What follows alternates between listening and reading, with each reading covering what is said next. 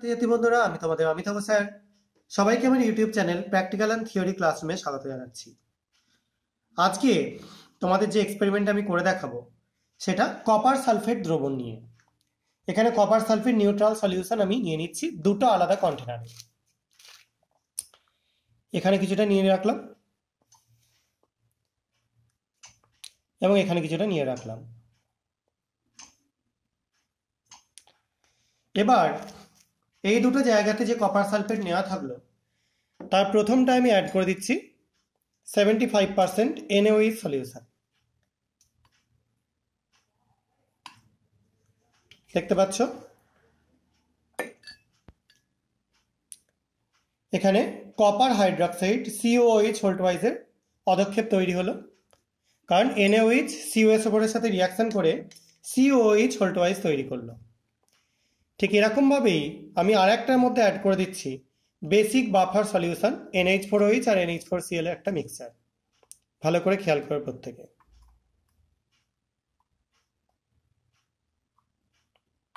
দেখো, প্রথমে একটু গাঢ় নীলচে টার্বিড হলো, তারপরে একদম দেখো ক্লিয়ার ট্রান্সপারেন্ট একটা সলিউশন ডিপ ব্লু কালারের সৃষ্টি হলো। প্রথম যেটা তৈরি হলো সেখানে কিছুটা বেসিক কপার মানে হাইড্রক্সাইডের একটা বিশেষ টাইপের প্রেসিপিটেট তৈরি হলো, যার মধ্যে বেশি পরিমাণে আমরা NH4OH আর NH4Cl দেওয়াতে কিউপ্রো অ্যামোনিয়াম সালফেট এই কম্পাউন্ডটা তৈরি হলো। এটা একটা কমপ্লেক্স। এবার এখানে আমরা রিয়াকশনটা থামিয়ে দেবো না, এরপর আমরা কয়েকটা জিনিস এখানে করে দেখব। প্রথম যেটা হচ্ছে এই দুটোর মধ্যেই আমরা HCl অ্যাড করব। তো ফার্স্ট একটা HCl অ্যাড করি, দেখো কি চেঞ্জ হচ্ছে।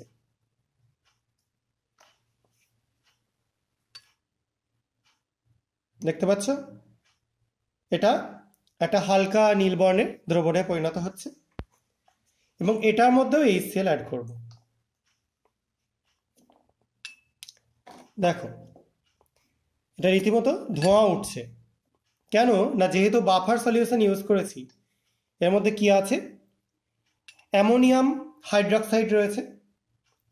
সেই কারণের জন্য এখানে অ্যামোনিয়াম হাইড্রক্সাইড থাকার কারণে HCl এর সাথে বিক্রিয়া করে অ্যামোনিয়াম ক্লোরাইড তৈরি করছে, তার জন্য এই ধোঁয়াটা তৈরি হচ্ছে।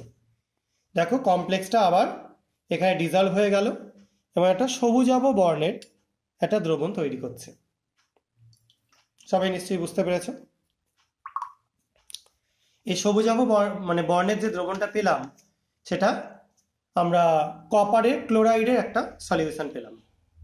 এবার দুটোর মধ্যেই আমরা যোগ করে দেবো পটাশিয়াম ফেরাস আয়নাইড সলিউশন। প্রথমটাই যোগ করছি, দেখো